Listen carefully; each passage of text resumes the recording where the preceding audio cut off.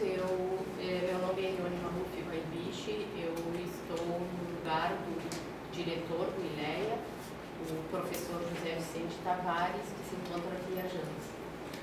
Então, hoje, o nosso ciclo de conferências tem o prazer de ter conosco o professor Carlos Alfredo Gadeia Castro, da Unicinos, e a professora Sônia Maria Caran Guimarães, da Sociologia da URGS.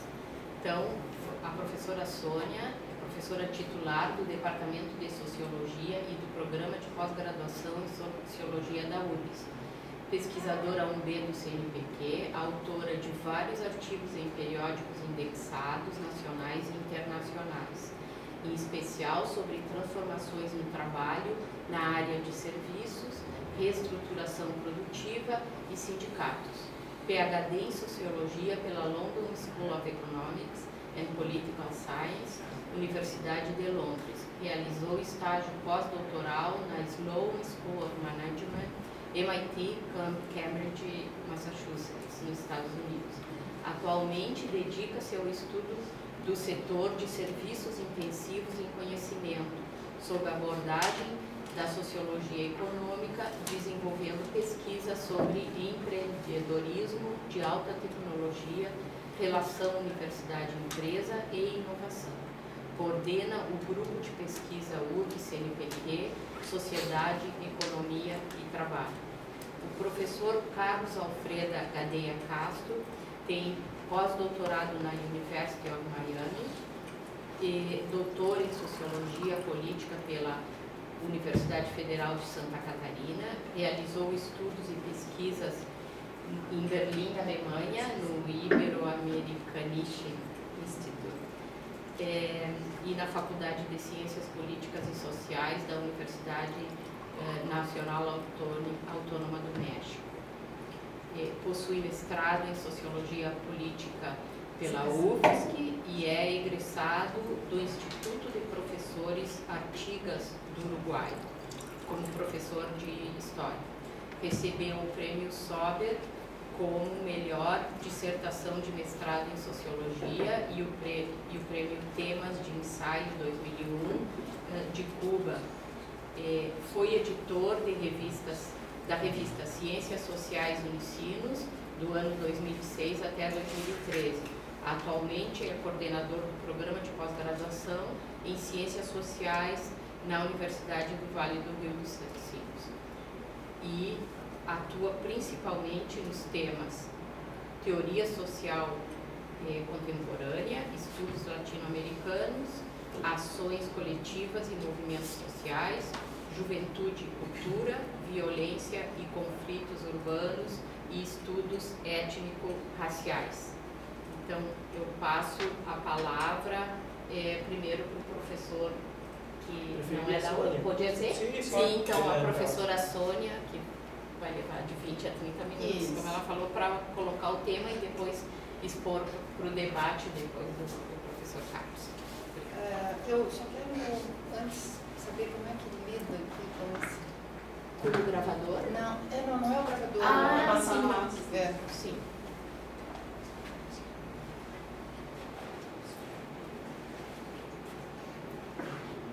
Aqui embaixo.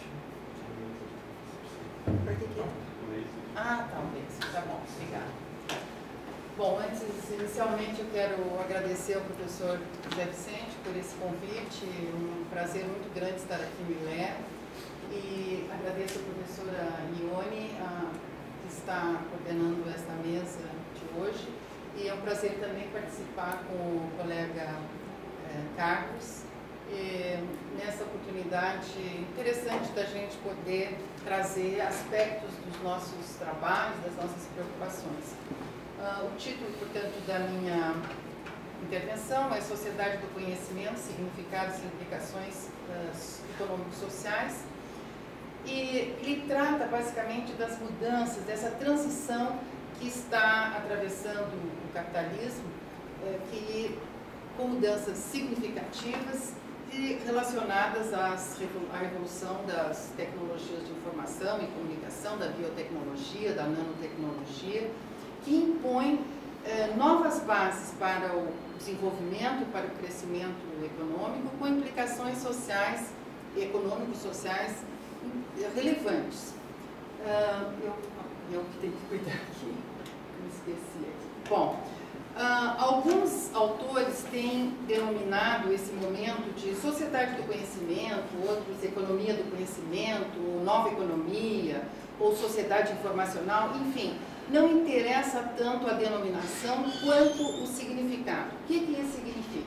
Significa basicamente que os fatores clássicos de produção, terra, capital e trabalho, são hoje menos importantes do que o conhecimento. No sentido seguinte, não adianta adicionar mais trabalho, mais capital, se não tiver conhecimento. Quer dizer, o conhecimento que agrega valor ao serviço, ao bem, enfim, que está sendo produzido. E, naturalmente, que o valor vai depender muito mais de agregação de ideias, de conhecimento, que transformem esses bens e serviços em produtos inovadores disponíveis no mercado. É muito importante que esses bens estejam à disposição da sociedade. E, nesse sentido, o conhecimento constitui o motor do sistema econômico, é ele que vai gerar riqueza. É claro que o conhecimento e as inovações acompanham a humanidade desde sempre. Então, um autor, um colega da USP, vocês devem conhecer, Mário Salerno, até falou que desde o machado, aquele que o humano cortava, desde o machado até a célula tronco, foram sempre inovações que se desenvolveram, né, juntamente com o desenvolvimento dos humanos, da humanidade, enfim. Mas, bom, essa introdução do conhecimento, essa intervenção mais forte do conhecimento se dá a partir de meados do século XIX, quando do surgimento, quando a ciência se conjuga, né, com a indústria, e nós temos a indústria da eletricidade, enfim, uma série da química, né, da indústria farmacêutica. Todas essas indústrias estão estreitamente ligadas à ciência. E no século XX também se consolida esse percurso, essa agregação, essa conjugação, principalmente através da indústria bélica, né, que reunia conjunto de pessoas multidisciplinares, um empresário, um cientista, o sociólogo, enfim, um grupo multidisciplinar que atuava nesse contexto. No entanto, há uma diferença fundamental em relação ao que hoje se passa. Por que alguns chamam de sociedade do conhecimento? Até não gosto muito desse termo, mas de qualquer maneira tem sido usado. A diferença é que hoje, para produzir, visando o crescimento econômico, é necessário utilizar, se torna crucial a utilização do conhecimento abstrato. Quer dizer, como eu disse, não basta acrescentar mais capital ou mais trabalho. É preciso, como disse um economista norte-americano, bastante renomado, Paul Romer, ele disse: a nova economia se baseia principalmente em ideias, muito mais do que em objetos. E o setor de serviço, nesse contexto, os serviços adquirem importância com a expansão dos serviços intensivos em conhecimento. E essa é a particularidade também desta economia. A produção de software, a implantação de administração de redes, o processamento de dados, consultorias, enfim, chamado isso nas áreas de química, biotecnologia, é inteiramente, né, dominado por esses serviços intensivos em conhecimento. E essas tecnologias são também chamadas metatecnologias porque elas se espraiam, elas atravessam todos os setores. Nós temos essa experiência cotidiana, né, nos aparelhos domésticos, nos automóveis, é tudo hoje informatizado. Então, elas penetram, né? Não é que as outras indústrias desapareçam, mas elas assumem um papel relevante. E essa tendência é global, quer dizer, isso se verifica mundialmente, né? Através, por exemplo, em 2010, 30% do produto interno bruto mundial, que é estimado em 18 trilhões, mais ou menos, era constituído por esse tipo de serviço. Os serviços, claro, constituem a grande parte, cerca de 17 trilhões, vocês veem ali, né? Não cheguei a especificar, 16,8 trilhões, né? Está nos serviços, sendo que 5,9 são serviços de educação e saúde. Cerca de 11, vamos dizer assim, em serviços transacionáveis. A indústria de alta tecnologia produz 1,4 trilhões, que são os aviões, veículos espaciais, produtos farmacêuticos, computadores, enfim, aquilo que é manufaturado realmente. Bem, os Estados Unidos já contam por 40% do PIB em serviços e indústrias intensivas em conhecimentos. A União Europeia, 32% do PIB, e o Japão, 30% do seu PIB. Então, já isso em 2010, provável, bom, não sei até que ponto esses dados se mantêm, enfim, porque houve uma crise na economia mundial e não sei exatamente como no momento, gente, mas não deve estar muito longe disso. O que se pretende mostrar é que ela está se expandindo, se tornando realmente o cerne da economia desse país.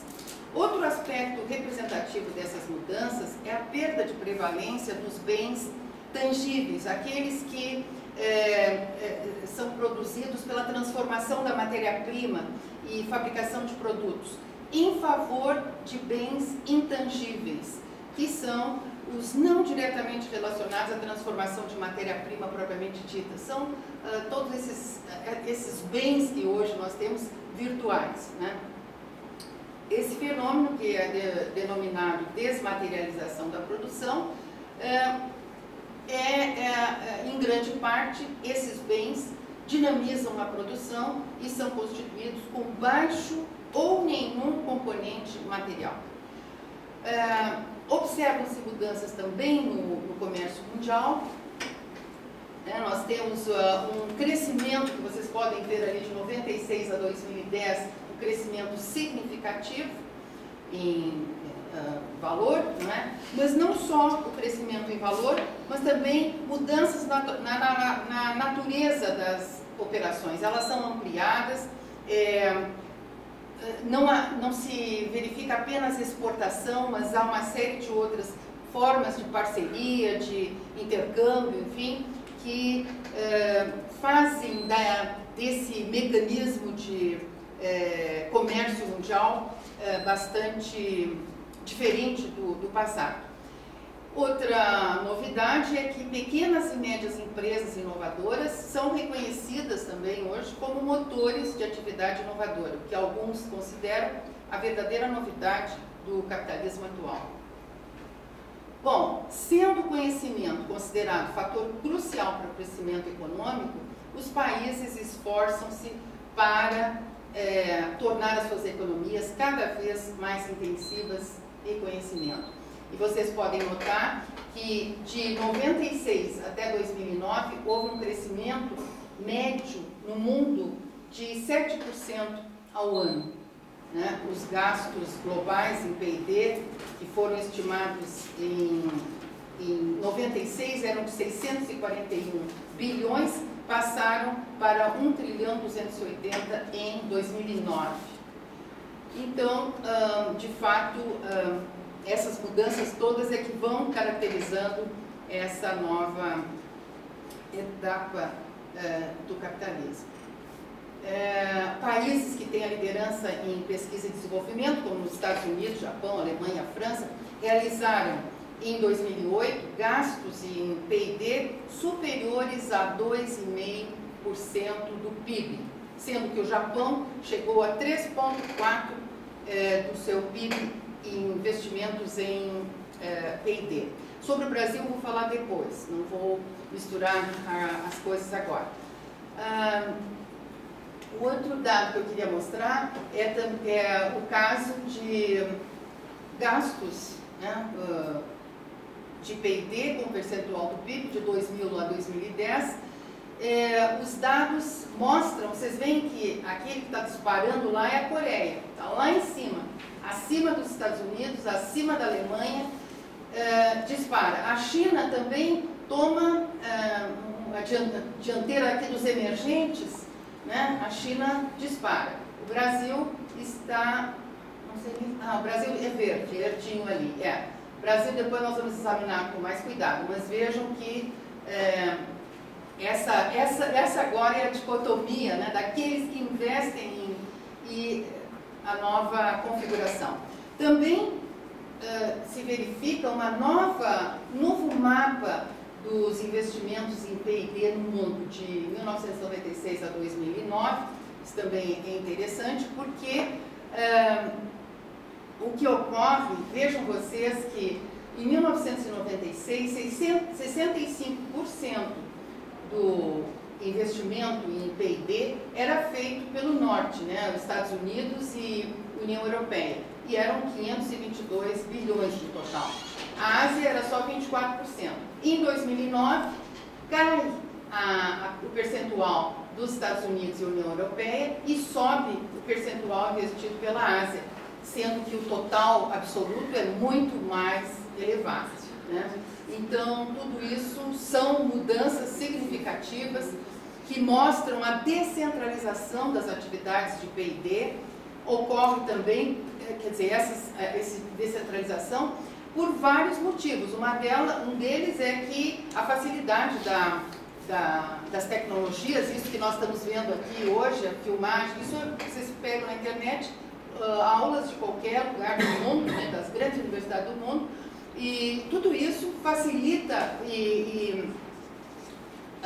enfim, mas o que essa descentralização das atividades de P&D, esse novo mapa do P&D, vocês veem ali que o resto do mundo, a América Latina está ali, né, não evoluiu muito. Aí está, repito, a divisão do mundo hoje. Mas essa descentralização também ocorre pelo deslocamento dos laboratórios de P&D da matriz, né, para fora, principalmente para a China e para a Índia, porque esses países, Índia e China, eles atraem investimento dessas empresas por oferecerem um ambiente favorável para a implantação de laboratórios de P&D, bem como um pessoal qualificado a baixos custos. Então, também as multinacionais cooperam para que China e Índia, principalmente, possam melhorar nesse aspecto.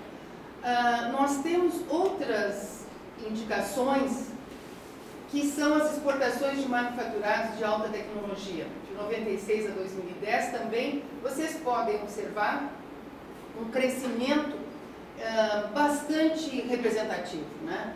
Bastante representativo, tendo a Ásia, tirando a China, só a Ásia que é Coreia e aqueles outros países, a Ásia do Pacífico, né, tomando a liderança, depois vem a China, né, e os demais, o Japão, quer dizer, Estados Unidos mais abaixo, o resto do mundo lá embaixo. Então, temos aqui que as exportações de bens e serviços intensivos em conhecimento crescem a taxas mais elevadas nessas economias emergentes. Isso também é um dado interessante. Claro que, basicamente, é China e Coreia, mas, de qualquer maneira, é interessante observar.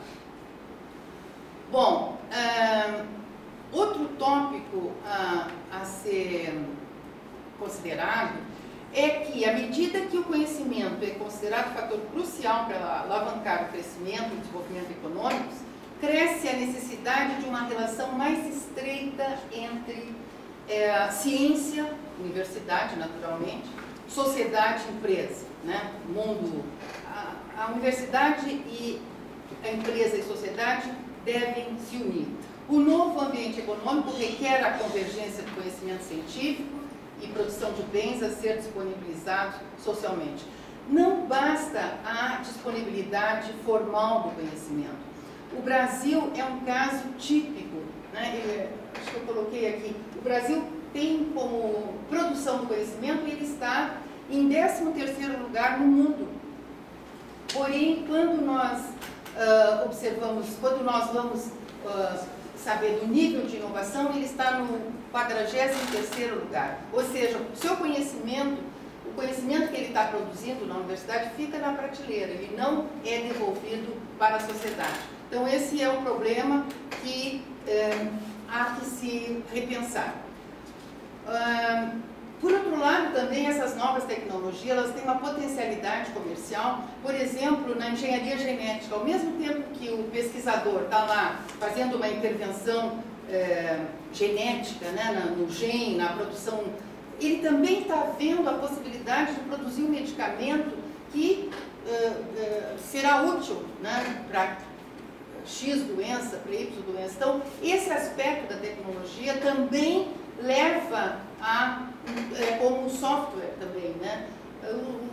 Aquele que está trabalhando com software está produzindo, enfim, soluções, muitas vezes, que são necessárias para o desenvolvimento social.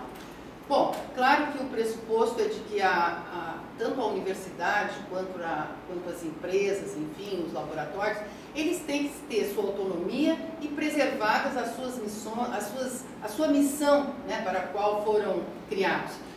Não se trata de uma dependência de um pelo outro, mas apenas de uma colaboração maior para que possam servir de forma mais eficaz, né? Porque a inovação não é algo tranquilo, não é algo que passa diretamente do laboratório para o mercado, para, enfim, ele tem uma série de processos. Uma coisa é a ciência básica, outra coisa é aquilo que se pode utilizar da ciência básica como um produto, como algo, enfim, que possa ser utilizado pela sociedade. Bom, então, em vista disso, os agentes, né, nesse processo de inovação são essas instituições acadêmico-científicas, as empresas e o Estado. E alcançar o equilíbrio e a independência delas é que se torna o desafio. Bem, essa ideia de união da universidade com a empresa foi, primeiramente, surgiu, né, em 51, aqui o Vale do Silício, onde surgiu essa ideia de, você sabe que os primeiros a trabalharem com isso foi o David Hewlett e o William Packard, que criaram a empresa HP, né, hoje grande empresa. Mas eles eram egressos da universidade, eles eram alunos da universidade e começaram. A Califórnia era um estado essencialmente rural, agrícola, ele produzia somente agricultura e precisava de uma maneira de reter os seus egressos, né, engenheiros e tecnólogos, enfim. Então, houve um reitor lá que se lembrou de utilizar o espaço da Universidade de Stanford para criar o Parque Industrial de Stanford. Foi criado em 51 e o resto da história vocês conhecem. Aqui é o que existe hoje. O quadro não permite localizar todas, mas são todas essas que vocês conhecem, né? Algo semelhante também foi criado na rota, chamada Rota 128 da cidade de Boston e Cambridge, que também estava em profunda decadência na parte oposta à Califórnia, né, no oeste americano, estava em grande decadência e aí houve toda uma renovação, basicamente com um foco em biotecnologia. Bom, apenas para dar um exemplo brasileiro, segundo alguns, quer dizer, a Petrobras, né, todos conhecemos, é um caso exemplar de grande união com a universidade. Segundo alguns, a Petrobras não seria o que é, não fora a sua relação com as universidades brasileiras. Então, esse é um exemplo também, acho que com a química, que é muito grande, né, essa transferência de conhecimento, né? Bem,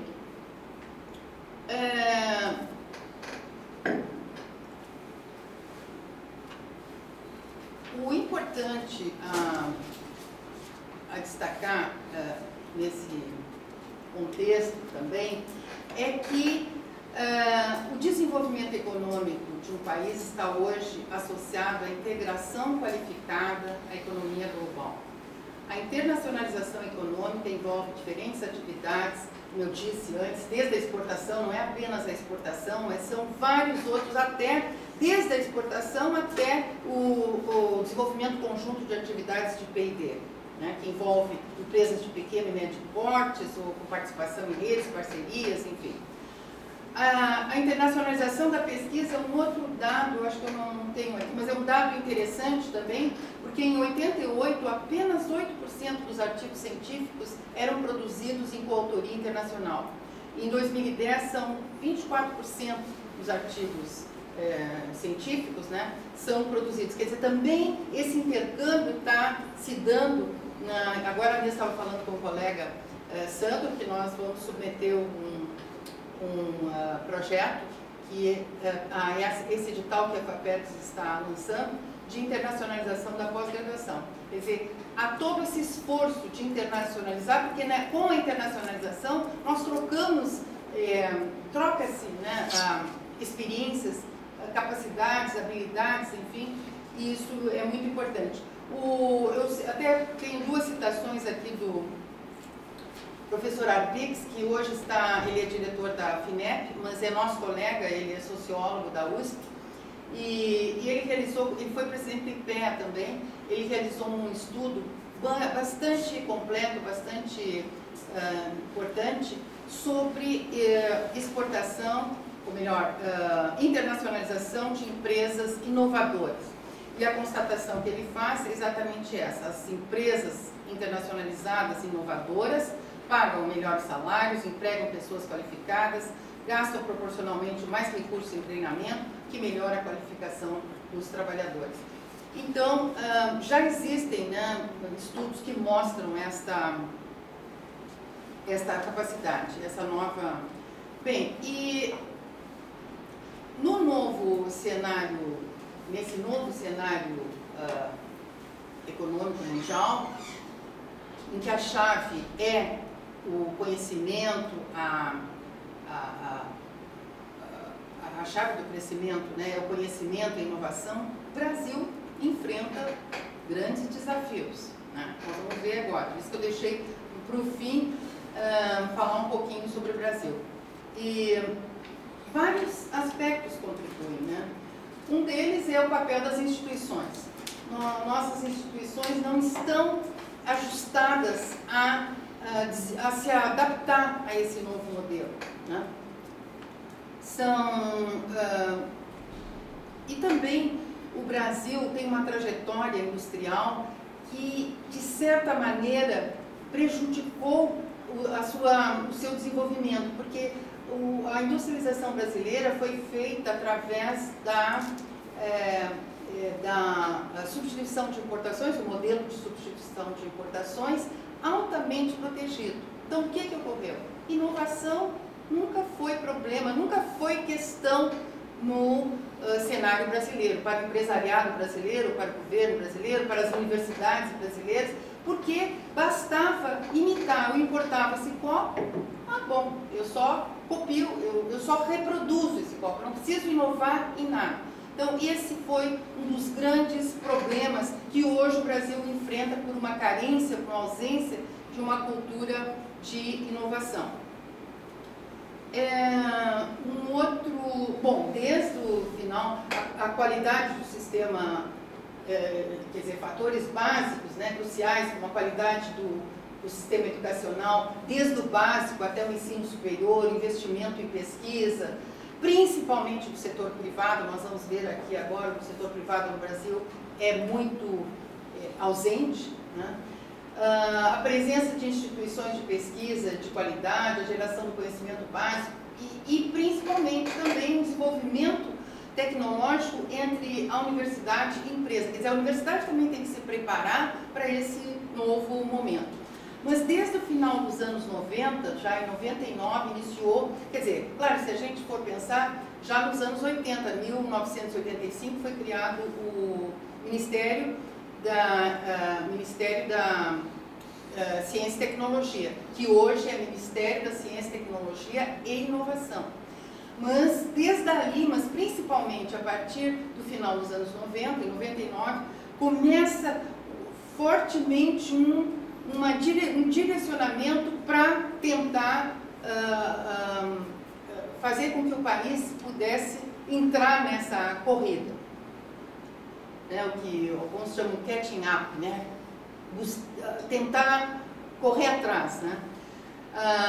Eu não vou citar aqui todas as políticas, que é meio cansativo, mas, enfim, tem várias, desde os fundos setoriais de 99, depois tem o Projeto Inovar 2000, depois as diretrizes da Política Industrial Tecnológica de Comércio Exterior em 2003, em 2004 foi promulgada a Lei de Inovação, que é algo muito relevante, em 2005 a Lei do Bem, que institui incentivo fiscal às empresas que desenvolvam pesquisa tecnológica e contratem pesquisadores, 2008 a Política de Desenvolvimento Produtivo e assim vai.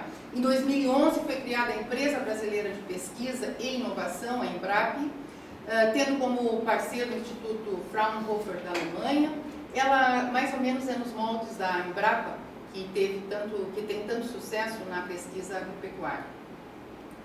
Contudo, o desempenho do país ainda é abaixo do esperado. Claro, é pouco tempo, né? São 15 anos, se a gente contar com o Ministério de Ciência e Tecnologia em 85, 20 anos, mas isso é pouco para um salto tão grande, né? Vejamos aqui. Vejam, esse gráfico é muito... Vejam aqui, em 2000, o investimento em P&D era 1,02% do PIB, né? Isso cai e vai recuperar apenas em 2007. Ó. Apenas em 2007 nós chegamos a supera o ano de 2000. E aí vai, mas nós de 2000 até 2010 avançamos praticamente, né, muito pouco. Considerando que o crescimento econômico foi em média de 3 alguma coisa, 3,2 na década, né? Tendo sido especialmente expressivo nos anos de 2007, com 6,09, e em 2008, 5,16. Então, o crescimento do PIB não correspondeu, ou seja, o crescimento dos investimentos não correspondeu à média do investimento, do crescimento do PIB, né? A gente até percebe que houve aumento de investimentos aqui e ali, mas é porque o PIB cresceu. Então, em valores absolutos, existe mais dinheiro, mas em termos relativos, aqui está o gráfico que aqui não tem a fonte, mas ele foi extraído do Ministério de Ciência, Tecnologia e Inovação. Portanto, são dados do governo brasileiro. E aqui no verdinho vocês veem que são os dispêndios públicos e em vermelho os dispêndios empresariais, né? Os empresariais estão abaixo não mudou muito, né? Desde 2000. Bem, aqui, tá bom. Aqui nós temos também um dado importante, que é os pesquisadores em tempo integral. Quer dizer, na medida em que nós não temos, que os nossos pesquisadores não estão na empresa, a inovação, o desenvolvimento, o conhecimento também fica prejudicado. Vejam só, no Brasil, a grande parte dos pesquisadores está no ensino superior. Na China, um país comunista, grande parte dos seus pesquisadores está nas empresas, assim como na Coreia, assim como na Alemanha e até na Rússia, o país que foi comunista, né? E o Brasil e a África do Sul estão. Então, esse é um problema grave que tem que ser alterado, que todas essas políticas que eu li, elas estão enfatizando isso, elas estão dando estímulos para que as empresas passem a... E aqui nós temos vários países, né, gastos privados e governamentais. Vejam só, opa, desculpa. No Japão, aqui ó, no Japão, grande parte é privado. Na Coreia, nos Estados Unidos, em todo o mundo desenvolvido, o grande investimento é no setor privado. Ao passo aqui já na Rússia e na Argentina, no Brasil, aí nós temos o Estado entrando, né? Então, esse é o problema, porque o Estado não tem condições de investir o que o país necessita. Bem, então, esses são problemas que eu vou passar agora para as conclusões. O Brasil está distante das condições requeridas no índice global de competitividade, ele ficou em 56, no lugar 56 entre 148 países, por problemas de qualidade das instituições, eficiência do governo, corrupção, confiança nos políticos, educação, etc. E, em termos de conclusões, eu só queria salientar o seguinte, que a empresa é parte, nesse sistema, ela é parte de um sistema muito mais amplo, constituído por uma grande rede de relações que tem que ser compreendido. Quer dizer, então não se pode esperar que ela faça esse trajeto sozinha. Alguns dos resultados observados do grupo que eu coordeno de pesquisa têm mostrado que, apesar, em termos gerais, o Brasil está com grandes dificuldades, há bolsões que nos dão esperanças. E as pesquisas que nós temos realizado são em parques tecnológicos, em incubadoras, e lá nós encontramos uma maravilha de realizações, né, dentro desse modelo. Mas são poucos. A última pesquisa que nós estamos ainda coletando os dados inclui Rio Grande do Sul, Santa Catarina, São Paulo e Rio de Janeiro. E nós estamos vendo também essas empresas inovadoras e a internacionalização.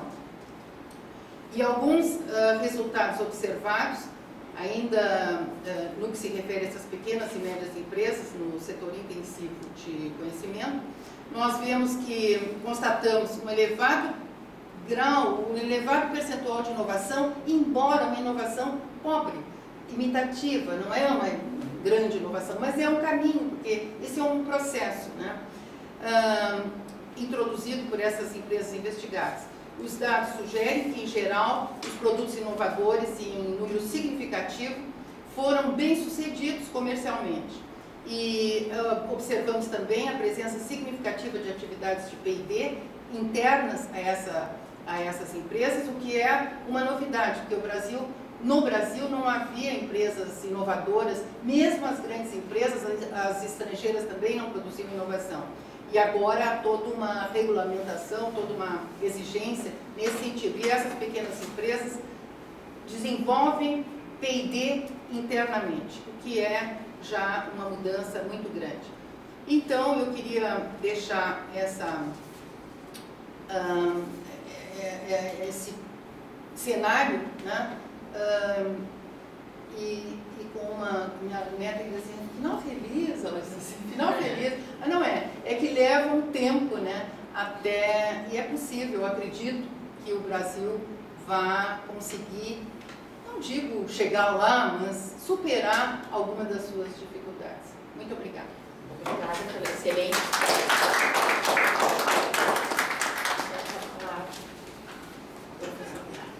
Não sei se tu vai acessar.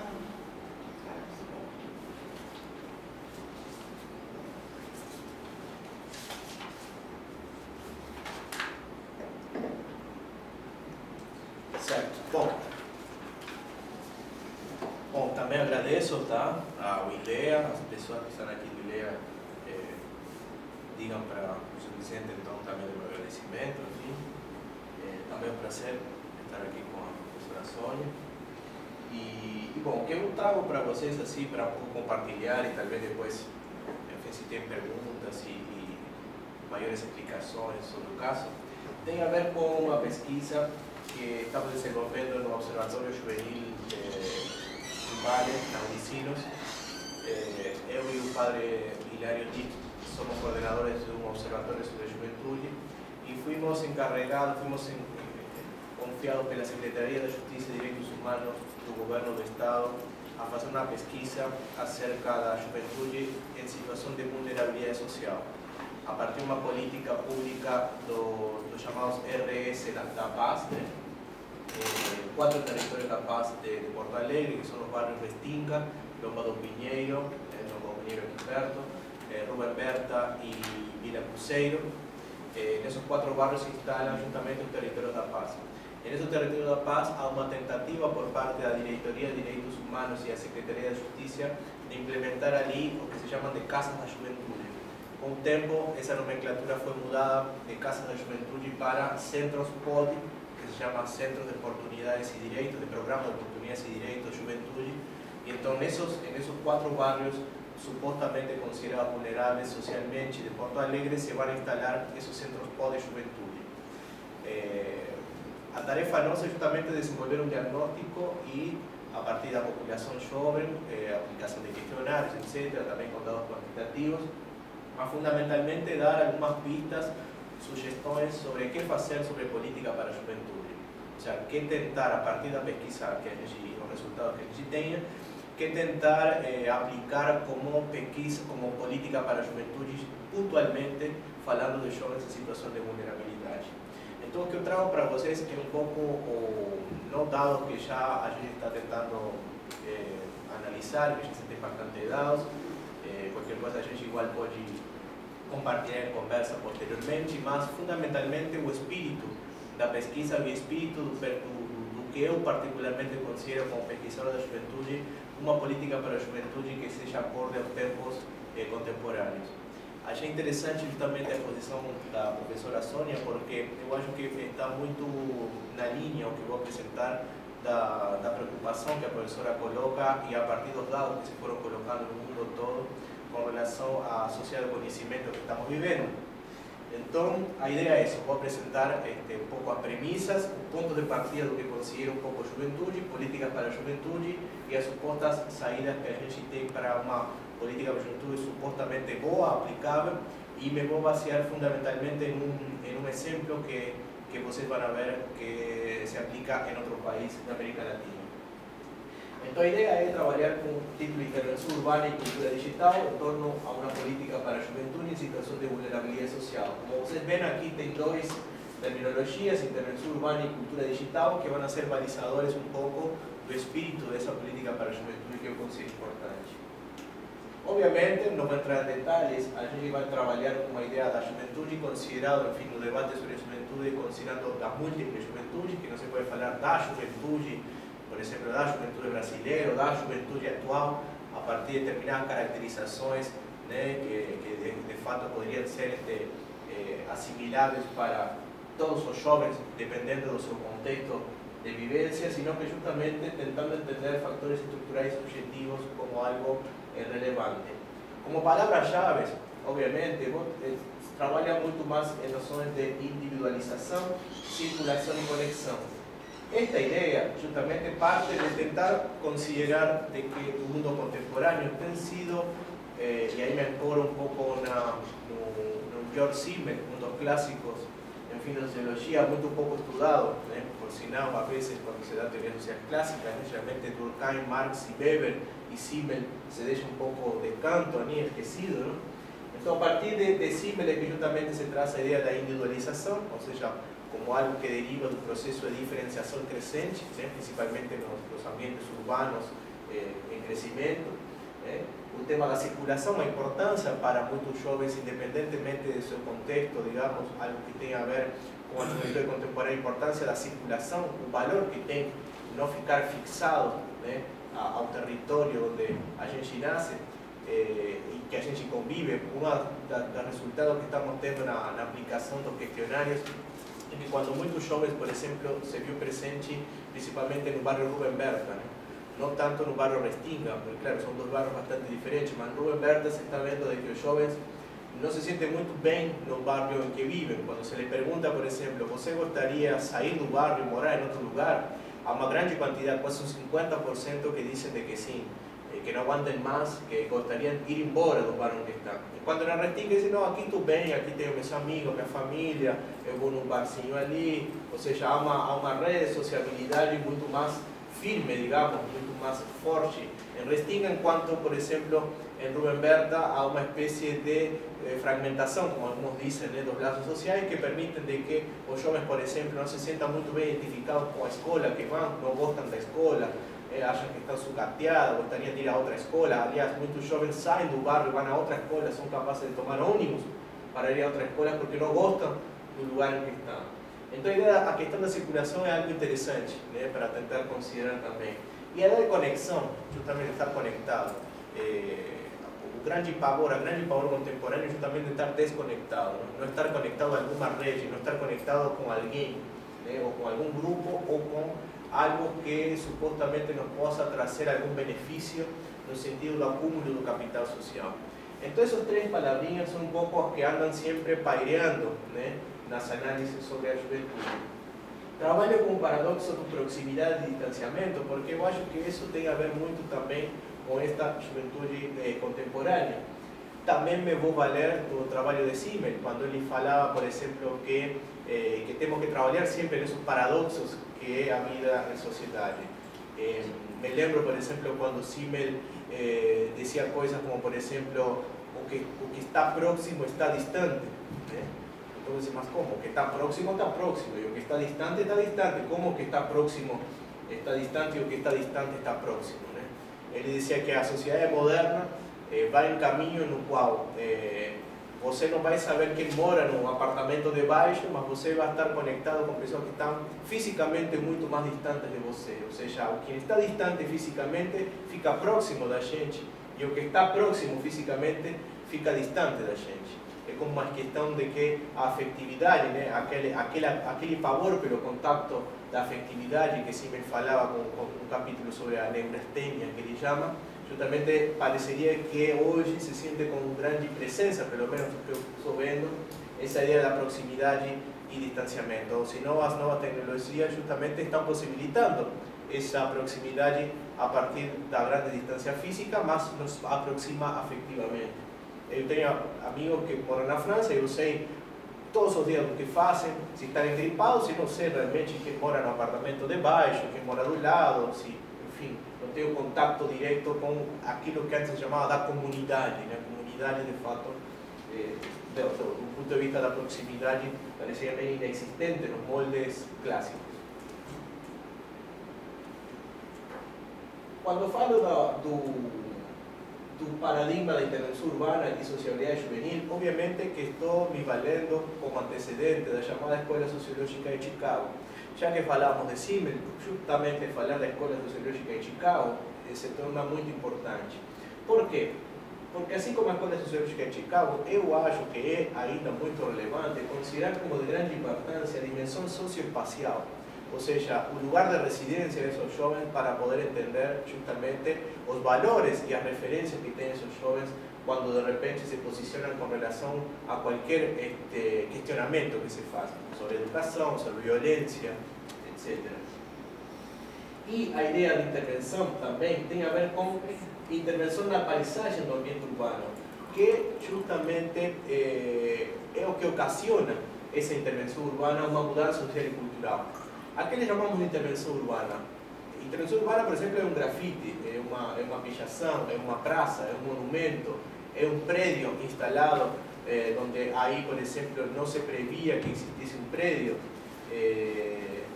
Enfim, uma intervenção justamente urbana é uma tentativa de querer, ao intervir no ambiente urbano, tentar mudar a sociabilidade que aí está acontecendo. Ou seja, é justamente algo que vai gerar mudanças sociais e culturais de forma relevante. Por exemplo, a partir de alguns estudos da Escola Sociológica de Chicago, se diz que justamente a democracia norte-americana nasce justamente a partir da criação dos chamados parques, né, dos parques públicos, né, quando se começam a derrubar, né, muitas construções antigas de cidades, por exemplo, como Chicago, para construir espaços públicos abertos. Isso foi uma coisa interessante na medida que justamente se tenta intervir no espaço urbano para dar uma solução, naquele contexto, à violência urbana que estava acontecendo. Vocês devem lembrar que em Chicago, grupos migrantes da Europa do Leste brigavam contra italianos, brigavam contra afro-americanos, e essa situação de violência levou a que muitos pesquisadores, inclusive alguns que assessoravam a governos no momento, tentassem dar alguma solução para isso. E uma solução que foi fantástica, que foi a criação dos parques, de grandes espaços abertos, verdes, onde possibilitavam o quê? O trânsito, a circulação de pessoas diferentes e que de repente não tinham possibilidade de se encontrar se não fosse pela possibilidade de um parque. Ou seja, a existência de um parque, de certa maneira, foi algo que derrubou nas estatísticas da violência que existia na cidade de Chicago naquele momento, e algo interessante a ser considerado. Vejam bem que um parque, por exemplo, é um lugar de mudanças sociais e culturais, no sentido, por exemplo, de que uma senhora com seus 70 anos sai a passear pelo parque com seu cachorrinho e de repente vai andando e vê 3, 4 rapazes jovens que estão fumando maconha embaixo de uma árvore, né? E ela percebe de que estão fumando maconha e ela começa a pensar, a partir dos preconceitos, meu Deus, aí estão esses jovens se drogando, que barbaridade, não sei o quê. E quando vai se aproximando a esses 4 jovens, de repente vê que um dos jovens é o Pedrinho, né? E Pedrinho era o filho da cabeleireira da senhora. Mas não pode ser, é Pedrinho, o filho da cabeleireira, que está fumando essas coisas. E Pedrinho ainda cumprimenta a senhora e diz, oh, Dona Maria, mas que barbaridade. E aí ela, oi, tudo bom, Pedrinho? Então ela vai pensando e diz, bom, Pedrinho fuma maconha, então se Pedrinho é tão bonzinho, tão bom, é filho da cabeleireira, é um rapaz de família, de repente fumar maconha não é tão ruim. Então ela vai fazendo associações de fato de pensamento, onde se vão eliminando, digamos, preconceitos nesse sentido. Por quê? Pela possibilidade da visibilidade que tem. Essa é a grande sacada quando a escola de Chicago, os sociólogos pensavam, dizendo, as pessoas brigam porque não se reconhecem como diferentes e não se veem enquanto diferentes. Essa visibilidade possibilita que justamente exista uma contenção no grado da violência experimentada. Isto, por exemplo, pode ser um caso de uma intervenção em um contexto concreto lá em Chicago, por exemplo, com a criação dos parques. Esta é um pouco a premissa também que eu parto para trabalhar com política para a juventude também. Uma das. A segunda é justamente ligado ao paradigma da cultura digital e às redes juvenis. Aquilo que falei antes da importância de estar conectado, da conexão. Tanto virtual como também presencial, obviamente.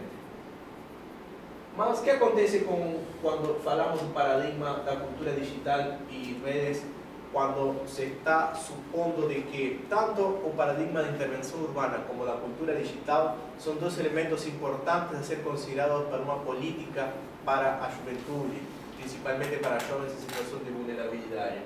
Primeira coisa, eu acho que supõe superar 3 paradigmas clássicos, que foram aqueles que são os que sempre se estão mencionando como próprios de políticas para a juventude.